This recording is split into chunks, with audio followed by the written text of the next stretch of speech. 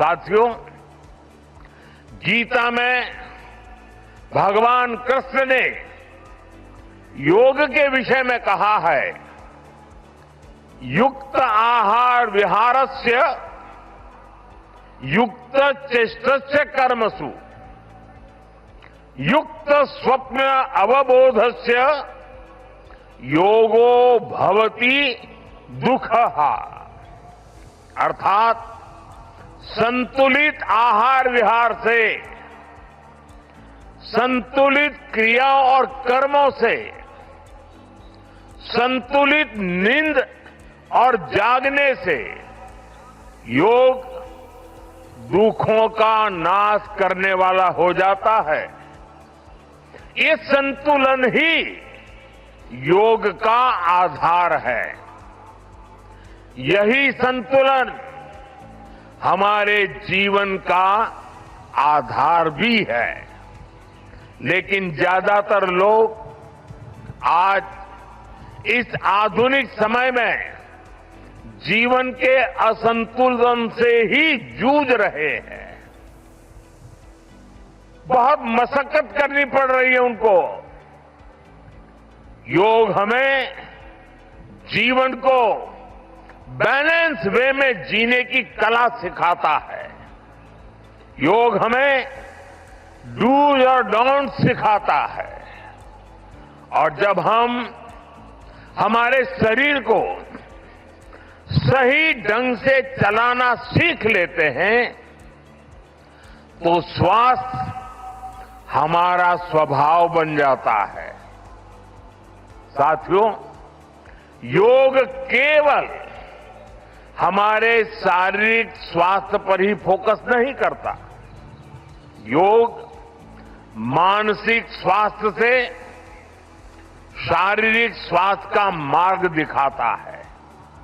इसलिए योग के विषय में युक्त चेष्टस्य कर्मसु कहा गया है।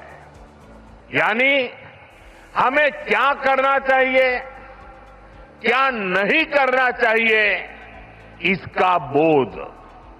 ये बोध हमारे जीवन में शांति का स्रोत तो बनता ही है, इससे विश्व शांति का मार्ग भी खुलता है। इसलिए योग आज केवल हमारी पर्सनल लाइफस्टाइल के लिए जरूरी है इतना ही नहीं है। योग दुनिया के बेहतर भविष्य के लिए एक आवश्यकता भी है।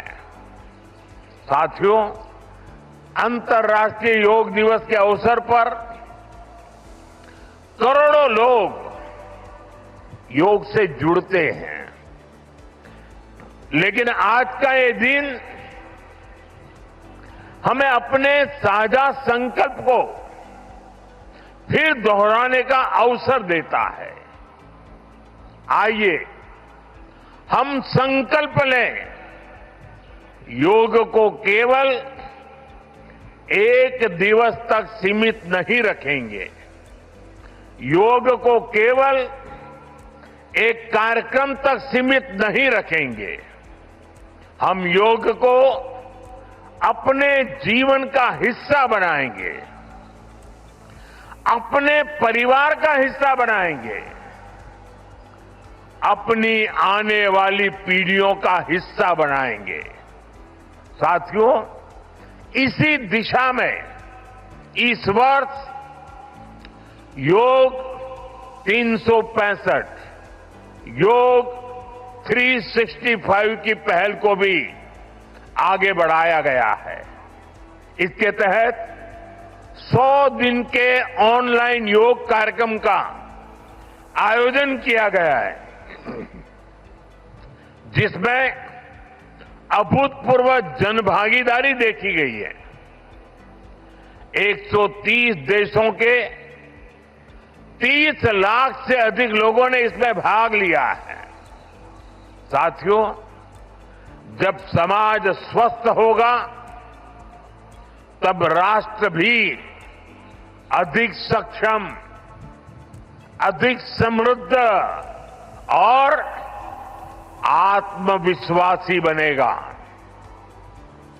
मैं इसके लिए मैं सबके लिए कामना करता हूं, सर्वे भवन्तु सुखिनः, सर्वे सन्तु निरामया। इसी के साथ आप सभी को एक बार फिर अंतर्राष्ट्रीय योग दिवस की बहुत बहुत शुभकामनाएं, बहुत बहुत धन्यवाद।